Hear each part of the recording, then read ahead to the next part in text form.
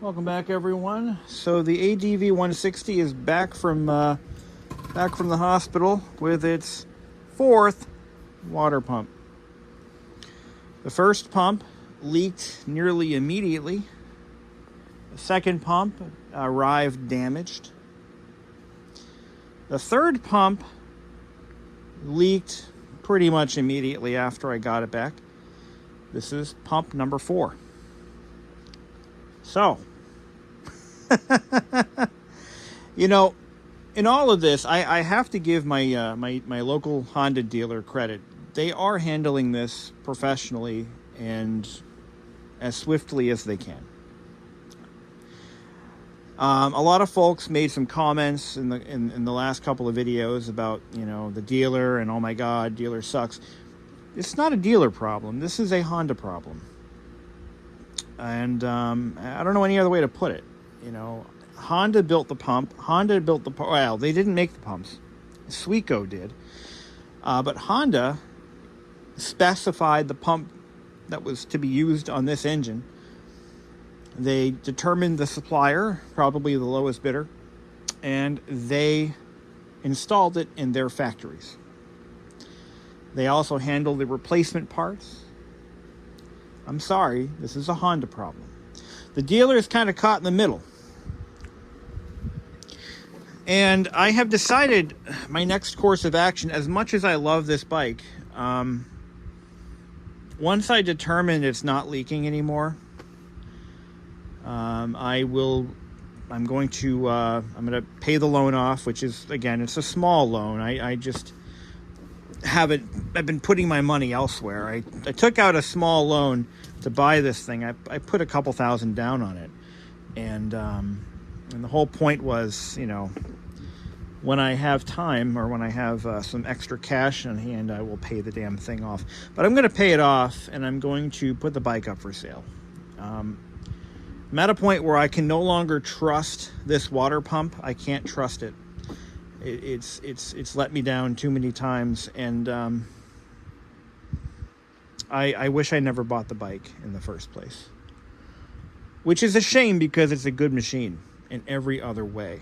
It's amazing. It's a lot of fun to ride. It's quick. It's smooth. Comfortable. Relatively comfortable. And overall well built. Well designed. It looks good. I love this machine. But if I can't depend on a simple part and they just keep replacing it with one bad one after another, then I'm not going to put my faith into it. So that's where I stand right now, and it's not a good place. I will probably never buy another bike again. I think that's one of my YouTube viewers made a comment, one of you guys, that it's like, well, he made it all about religion, which I'm not a religious man, but it's like the universe is telling me something. But I'm going to continue riding it while I own it, and until I find a buyer, you know, I'm going to have to take a huge loss. A huge loss on this machine. But you know what? It is what it is. To overuse an already overused phrase, it is what it is. So the dealer, you know, they put it together right. I mean, they didn't scuff anything up or anything. I was concerned that they would, you know, damage things as they were pulling it apart, but they have one of their better techs on this, and he's done 4 water pumps on this bike. Well, three replacements plus the original. And I have no complaints about my dealer. You know, when they first called me and said it was done, and I showed up and it was completely disassembled, oh, that's a mistake. Mistakes happen. And you know what? I can't. Yeah, I could raise holy hell and be an asshole about it, but shit happens. Now, I have deliberately not called out the dealer in any of these videos because they've done nothing wrong. I'm frustrated, but I'm also rational. You know, when you, and I talked about this in one of the earlier videos, about, you know, don't overreact. Don't be an asshole, even if they're dead wrong. See, I don't know where this scratch came from. No idea. I don't know. I don't know if I did it or they did it. I assume I did it, just because I've been the one writing it. But anyway, as I was saying, you know, don't overreact. It's just a bike. It's just a scooter. You know? And shit happens. Now, I'm making this video. I'm in a place where I'm at peace with dumping this thing at a loss. And I really don't want to, because I do like it, you know. I really like riding it. It's a lot of fun. And it does handle as well as I said it did. But if I can't trust that it won't be pissing coolant for the next, you know, however long I own it, then it doesn't serve the purpose I bought it for. It is unfit for service. This is a military expression. It is unserviceable. It is an unserviceable item, meaning that it is unfit for service. It doesn't do what it was designed to do, that being the water pump. It doesn't pump water without pissing it everywhere else. That is its one job. But it's back. It's in my possession. I'm going to try to ride it a little bit. Not today, but later on. And I'm going to do my best to be as objective as I can. Now, I will say that the dealer's probably tired of hearing from me, because it's been one fiasco after another with this machine. Actually, it's really been just the one fiasco, but repeat. So, I'm sorry if they're watching this. And by the way, they did find my channel. Funny story. So I went back to have this water pump replaced. The service advisor was like he was scratching his head. He's like, well, I haven't heard about a lot of these failing, and because they haven't sold a lot of these ADVs or even the PCXs. And so he decided, you know, while I was standing at the counter, he's like, well, let me do some searching to find out if this is a common issue. And so he pulls up a YouTube, he does a Google search, Honda ADV160 water pump leak. And he comes up with a video, and he's telling me about this guy who appears to be having the same problem. And then he realized, wait a minute, is that you? I said, in the flesh, that's me. So, you know, that was a little awkward. I'm thinking like, shit. Did I say anything disparaging about the dealer in this video? Because I don't think I did. No, I didn't. And even if I did, you know, people get angry. People say things. Anyways, so that's where we're at. Let's take a quick look at that new pump. It is definitely replaced the pump. And I asked the service advisor, I said, you know, did the technician do anything? Did he notice anything? I mean, like, what exactly, how did this go down? And he said, well, he took the old pump out, and I guess he had dissected it or something. And he found that there were some O-rings that were possibly undersized. Now, as I understand it, that mechanical seal, there's a lot of different pieces, little parts and pieces, seals and other things inside that mechanical seal to form a whole assembly. And he had replaced a couple of O-rings, he says. Let's take a look. But yeah, I'm pretty certain that they're not happy about this. So I can look inside. So this one's not leaking. So if you look inside that port, if you look inside that weep hole, there is no coolant residue of any kind. That is a good sign. I'm looking here. There's a little bit of coolant residue here, but as I understand it, these have to be assembled wet. In fact, the last pump replacement also, yeah, there's something here. It's like a greasy substance. The last pump had a little bit of coolant residue in the same spot, likely from assembly. And yeah, there's like a grease on the back side of this. And what I don't see is seepage. So that's a good thing. I see a little bit of green, but that's not that's not necessarily an indicator of a failure. So there's that. Now what I want to do next is I let it cool down. It's nice and cold right now. And I want to go ahead and check the coolant level. And so we'll pull the shroud back off again. And we'll get the coolant level checked. And go from there. So I need an 8, I think it's an 8 or a 10. I'm going to get an 8 and a 10 millimeter wrench, and we'll get this apart. Looks like he took this off without taking the panels off. But no missing fasteners, no 10 millimeter sockets left inside. Everything looks to be put together right. Because believe me, and I set the expectation with them. I said, you know, I'm not one of those customers who is just going to be passively looking things, you know, I'm going to actually pick things apart. I want it put together the way the factory did.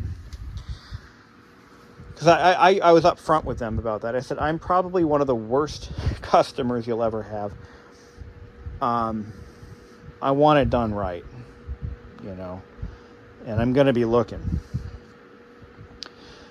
The reason I'm like this, I should probably explain, is because I have had warranty work done on my vehicles before, and I've gotten them back missing parts.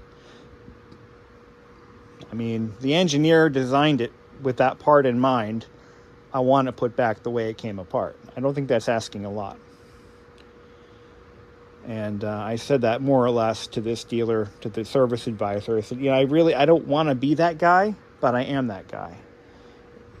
It's you know, he understood. He was very understanding.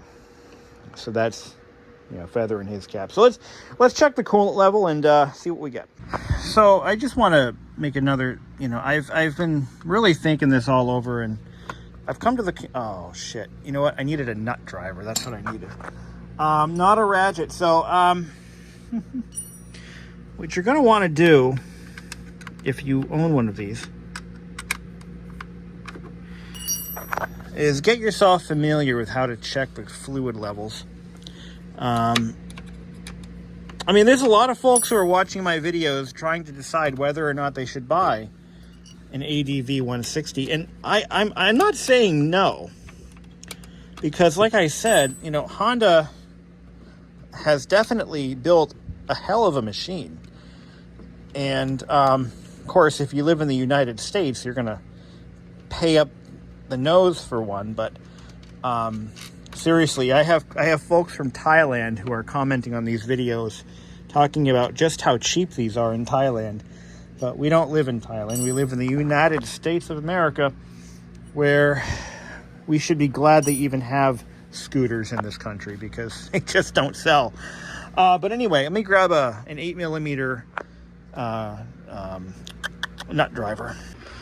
Okay, so coolant level should be checked if you're checking the radiator level when the engine is cold. And once you do that,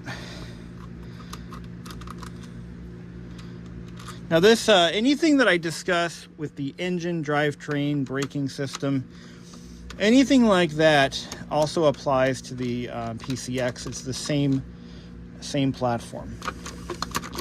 Now, I honestly, I'm going to be straight with you guys. I don't know what I'm going to do moving forward with this machine. I don't know if I'm going to sell it, but it looks, this actually, from what I'm seeing, is quite promising, because the pump is not leak. It's not even coming out of the weep hole. Excuse me, there's no residue. With the last 3 pumps, there was a little bit of residue there. Okay, now you're going to want to get a 10 millimeter socket and gently unscrew that lid. Okay, gently. It's only plastic. We are not in the 80s anymore. Give it a little tap. Let's see what the level's at. Okay. Right now the level is right up to where it needs to be. Now I want to check something out of my own curiosity. I'm going to start the engine. Don't ever do this when the engine is hot.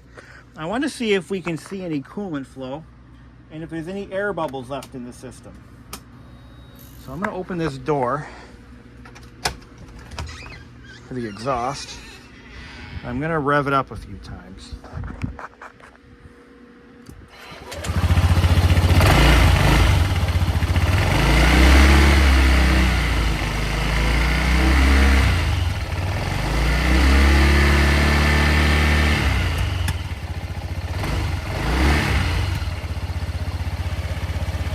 See, there's a little bit of flow in there.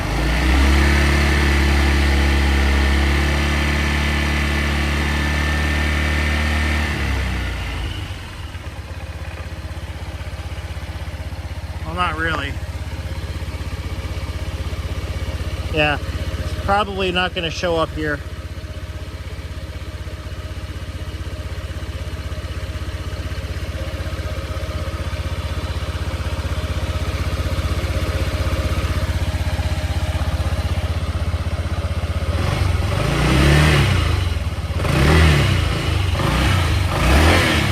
Oh, there we go.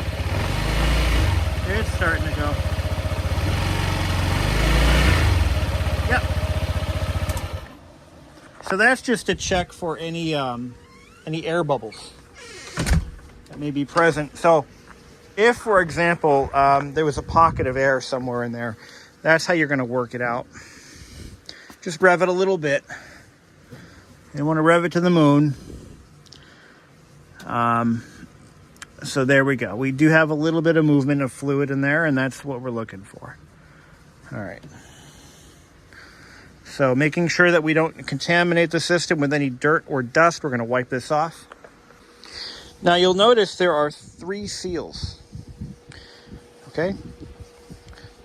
The first one and the second one. So the first one is to seal off the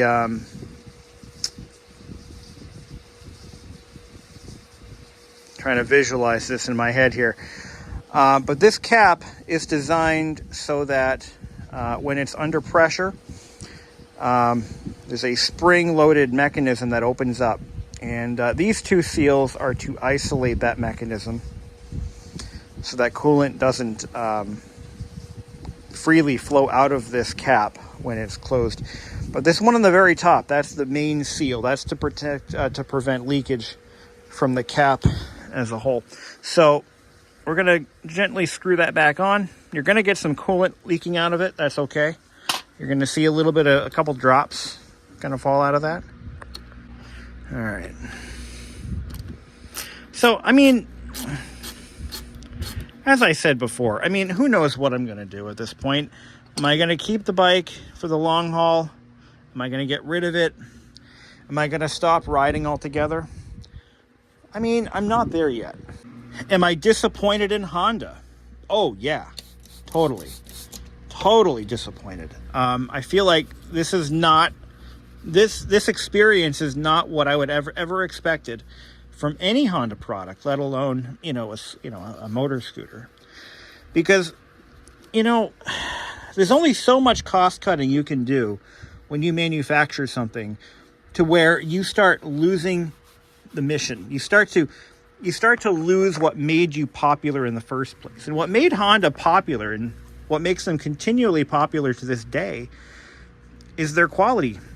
The fact that you can buy a Honda bike and ride it for many, many, many years, decades in some cases, with little drama.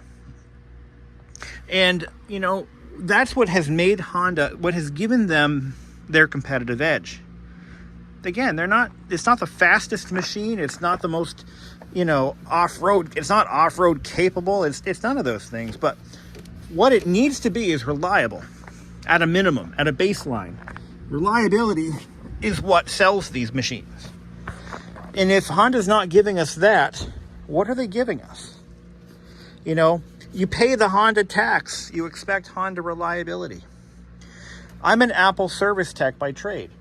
That's, well, part of my job is being an Apple service tech. It's not the only thing I do. But I purchase for my employer, I purchase at least 100 brand new MacBooks a year. And I buy them, I choose Apple because they are the best at what they do. You pay the Apple tax and you get a better product. And I know that many folks will disagree with me on that, and that's fine. My experience has been mostly positive. And again, Hondas cost more than the Chinese competition. Not just because it says Honda, but because they're built to exacting standards. One of my YouTube commenters wrote that this thing will end up being more trouble than it's worth. I hope not. I certainly hope not. You know, that's not my goal here. I don't want this to be more trouble than it's worth. But it's a little bit frothy because I just started it up and revved the hell out of it when it was cold. Let's check the oil level.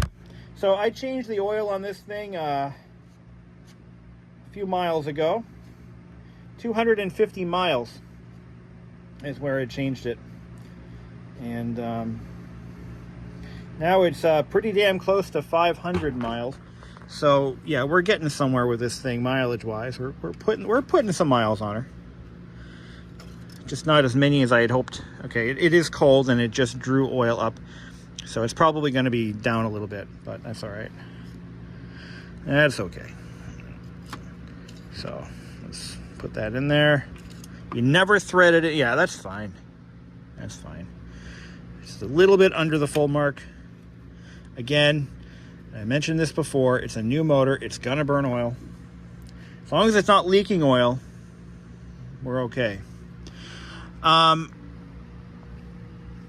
Okay, I think I'm going to put this back together. I'm going to wash this. It's a little dirty. So I'm going to give this a good wash. Then I'll put it back on. But yeah, I feel like I'm letting some people down. Because I have a couple of viewers who found these videos. At least one, maybe two. And that was me. I think I might have scuffed this myself. I just dropped it, but that's okay. But I've had a few folks who were looking at buying one of these in the U.S. and they were looking towards my videos for some sense of, should I do it or not? And my answer is this: if you do, if you buy one of these, and this goes to anyone, especially in the U.S., definitely keep an eye on everything. Your oil level, your coolant level. Because yeah, odds are, you just might end up with one that needs 18 replacement water pumps or whatever the case is. It's not ideal. So I think it goes on like this. Yeah, this is now Honda. If you're watching this video, Honda, this is for you. Why design it like this?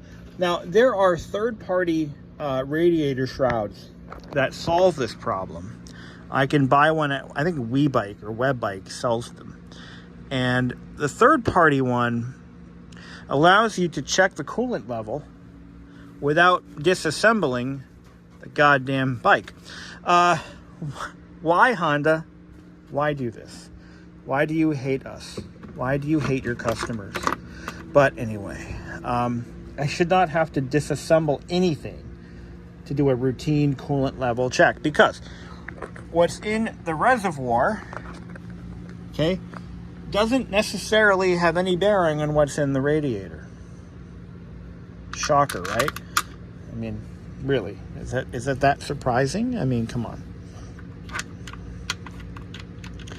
And to that point, they buried this bolt way the hell over here. Not sure why that's... Clean that up a little bit with my fingernail. Why is that all scuffed up? Yeah, I am that guy. I am that guy. I have embraced being that guy. Anyway, give that a slight snugness. There. Now, where's that third bolt? I think I had it over here. Unfortunately, my garage has my Miata in it, so I can't, access. This is my workspace for now. Where's that third bolt? Ah, there it is. So, funny story. My cat was watching me disassemble. I was looking at I was checking out a couple of things, and I had to remove a couple of body clips and stuff to check out a couple of, I forget what it was I was looking at, but I had placed one of the body clips on the floor next to my screwdrivers, and I turned around and I went to go grab it, and it was gone. And just out of the corner of my eye, I see Tommy walking away. And would you believe my cat took that fastener from me? He actually took it from me. That little bastard took that fastener. I couldn't believe it. And I had to go to the dealer, and I could never find it. I had to go back to the dealer and buy a couple. I bought a couple of them just because, sometimes they get broken. And to do even basic maintenance on this scooter, you have to remove all kinds of body panels and fairings. It's typical of any motorbike. But anyway, back to my initial discussion about what am I going to do with this bike. Well, I will say that new pump looks promising. There is no residue, and I wrote it here from the dealer. There is no residue in the weep hole, which is a good sign.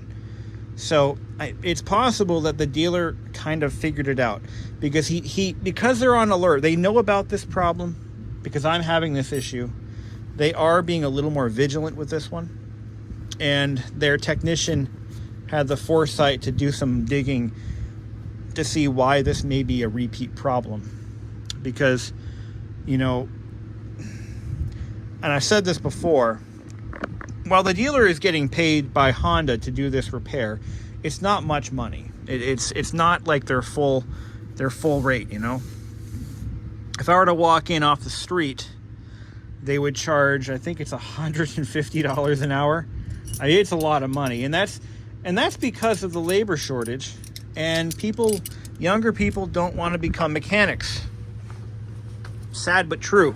A lot of the younger crowd, they don't want to get into engine repair. They don't want to become motorcycle technicians because they don't see a future in it, or they just aren't interested. And that's no dig on them. I mean, you know what? I didn't want to be a motorcycle technician either. That's why I do other things. I like working on engines. I like fixing things. But for the most part, I wouldn't want to turn wrenches at a bike shop. Not because it's a bad job or it's uniquely difficult. It's just not something I want to do with my life. So I don't blame them. But the end result is you get a shortage of technicians. And to compound the problem, the older technicians, the boomers, the baby boomer generation, and some of the early older Gen Xers, they're either moving on to other things, they're retiring, and unfortunately, a lot of them are dying. They're just fact of life. People die when they get older. So you end up with a very serious problem where there's a lack of technicians, compounded with the fact that overall, throughout both the motorcycle and the automotive industry, machines are getting more and more complicated, more difficult to service, and more troublesome. So it creates a very serious problem.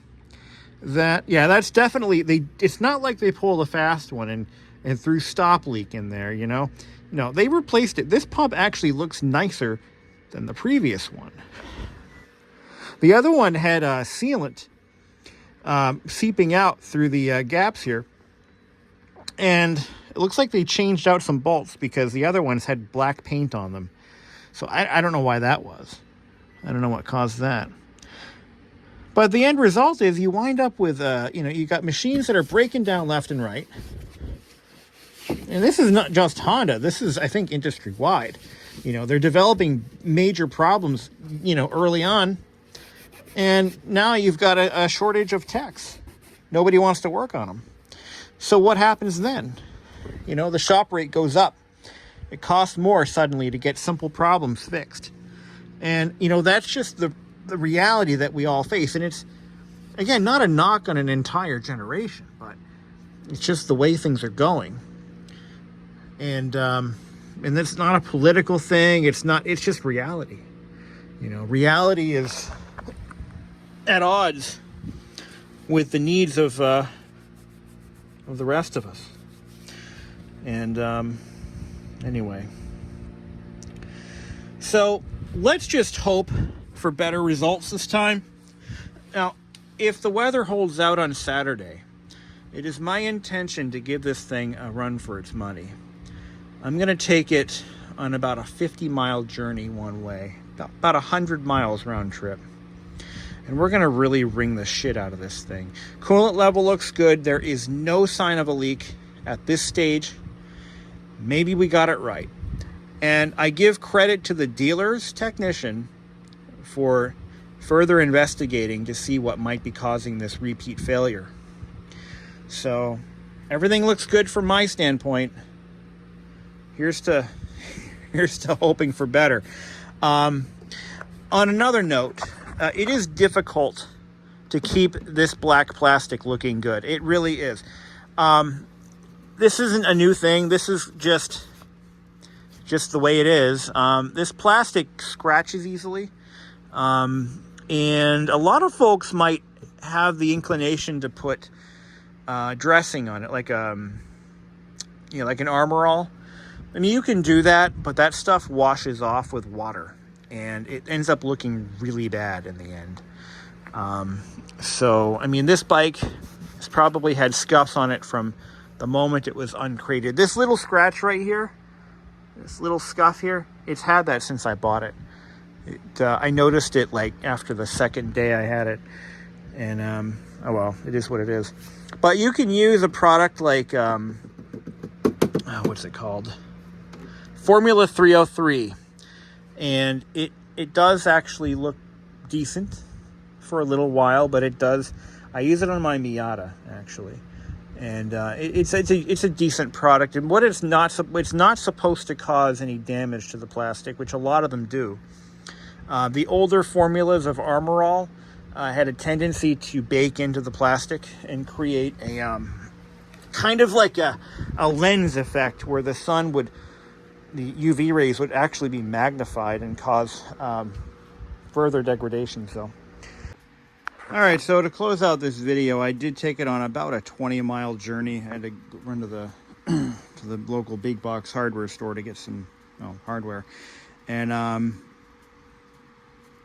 I took the scooter because, number one, it's better on fuel than my car, either of them, and number two, I need to ride it so that I can at least get an idea as to what we're dealing with. So let me try to find me a nice little flashlight. There's one. Yeah, it'll work. All right, what are we dealing with here? Not a trace of coolant at all. Look inside that weep hole. It's not green or blue. It's never leaked a drop. So that tells me that I think we have this problem licked, because in the other two pumps, it was leaking pretty much immediately, and there was at least, at the very least, a trace of coolant in the weep hole. So the fact that there's none at all tells me that, guys, I think it's fixed. I think it's fixed for real this time. And I'm going to give all the credit to my local dealer, if they're watching, for their patience. And from what I was told, the technician found that some of the O-rings in the brand new pump from Honda were a little bit undersized. So potentially. That they were not diameter, but thickness. They were too thin. And whatever they did, thumbs up. So anyway, I just wanted to conclude this video with some kind of a conclusive some kind of closure. There we go. So that we can all see that, yes, it is fixable. And if you do decide to buy one of these, I'm not saying don't. What I'm saying is, if you do decide, if you're in the market for a scooter of this size and these capabilities, you can't do better than an ADV160. There really isn't much on the market that's better than that in that size bracket. But if you buy one, I suggest keeping an eye on your water pump, at least for the warranty period, and make sure that you get a good one, because if you don't, you're going to wind up in the same shit I ended up in. So, in conclusion, I still love the bike, and hopefully we could put this little coolant leak behind us and move forward and actually start enjoying the machine for what I bought it for. Have a good one. Ride safe.